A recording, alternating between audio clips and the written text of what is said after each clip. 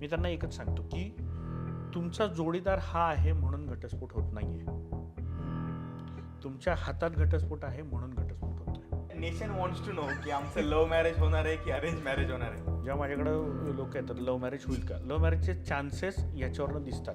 पण आता तुम्हाला ज्याच्याशी लग्न करायचं आहे त्या व्यक्तीच्या हातात जर तेव्हा लग्न रेषाच नसेल, विवाह रेषाच नसेल, तर या 5 पॅरामीटरवरती तुम्ही लग्न ठरवा, ना की 18 गुण जुळलेत, 20 गुण जुळलेत, 22 गुण जुळलेत या पॅरामीटरवरती. व्यक्ती ही एकाच माणसाशी आयुष्यभर कनेक्टेड नसते. व्यक्ती दुसरीकडे कुठं ना कुठं तरी कनेक्टेड असतेच. मग आता एखाद्याला जर हातच नाहीये तर मग त्याने त्याचं नशीब कसं बघायचं? करिअरसाठी सर्वात महत्त्वाची म्हणजे खरं तर तीच एक रेषा खूप जास्त महत्त्वाची ठरते, ती म्हणजे भाग्यरेषा.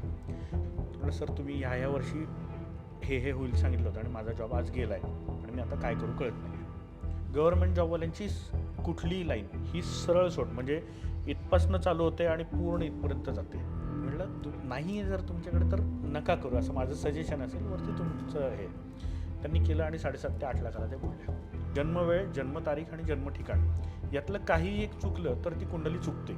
आता या हस्तरेषांमुळे आपण नक्की काय काय प्रेडिक्ट करू शकतो? हस्तसामुद्रिक शास्त्रात कुठल्या एका बोटाला सर्वात जास्त महत्त्व दिलेलं असेल तर अंगठ्याला दिलेलं आहे. सर्वात महत्त्वाचा, सर्वात आजचा जो सर्वात मोठा प्रॉब्लेम आहे तो म्हणजे स्वतःला एक्सप्रेस करता न येणं, आणि तो दिसतो करंगळीवरनं. शनीचं बोट वाकडं असेल तर 2 हे होतात, एक तर पोटाचे आजार किंवा पैसा न टिकणं.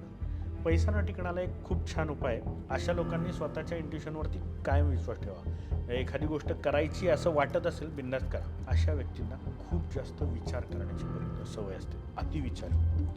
अतिविचारी असेल प्लस तिथे जर फुल्या भरपूर असतील तर त्या लोकांना एन्झायटी, डिप्रेशन या सगळ्या गोष्टी होतात. आणि खूप जास्त जर वळली असेल तर आत्महत्येचे विचार सुद्धा येऊ शकतात. पितृदोष म्हणजे नक्की काय असतो? तो हातांवरती आपल्याला दिसतो का?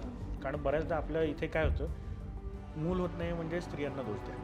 काही लोकांच्या हातावर तीळही असतात, तर तीळ काय दर्शवतात का? त्यामुळे कुठला मोती कोणी कधी घातला पाहिजे, कधी काढला पाहिजे या गोष्टी महत्त्वाच्या आहेत. हातवाल्याकडेच गेला होता, हात बघणाऱ्याकडे. त्यांनी सांगितलं होतं वयाच्या 52व्या वर्षी तुम्ही मरणार आहे, असं डायरेक्ट सांगितलं. मी मृत्यू सांगत नाही, आयुष्य किती आहे हे उत्तर मी देत नाही. मला देखतं होतं